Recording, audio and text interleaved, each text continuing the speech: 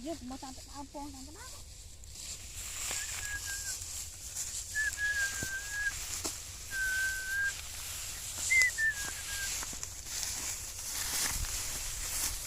Mau tarik mo yung pong ah. Uy, dagan pong! Pong! Uy! Wow! Pulit! Tadra pong! Wow! Mau pong sira na. Oh my! Ui!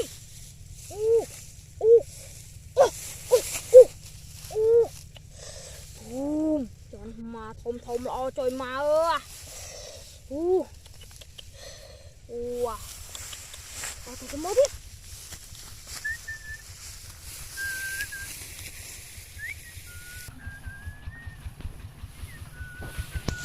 Lấy cái băng, lấy cái băng.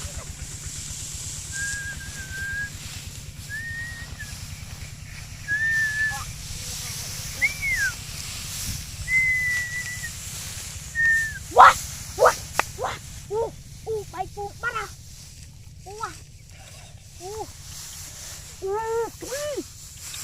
Mau buông quá đấy.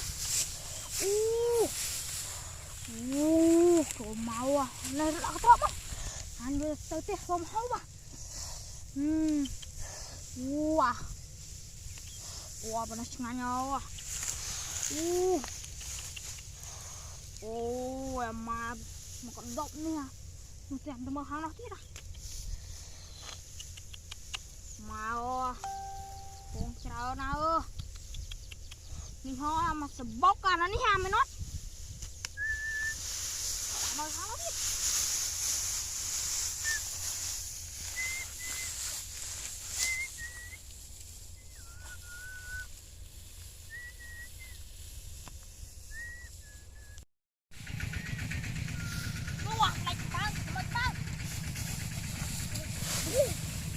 Mama main pong ah.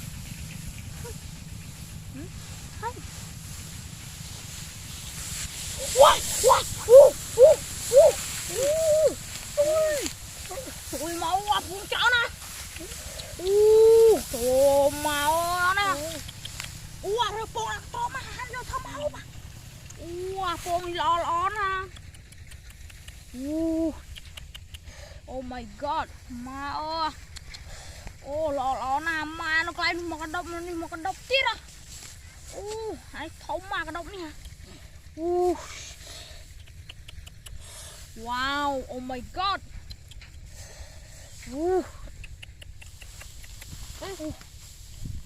Bắt à.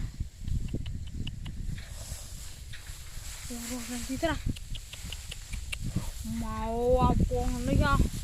Buông màu bên nào này sẽ về chỉ bao chứ à. Mà nó đã trọ mà hàng được vô từ tia mà thầm hó bà. Máu à cuồng đi má này nó đi tira trời nó này.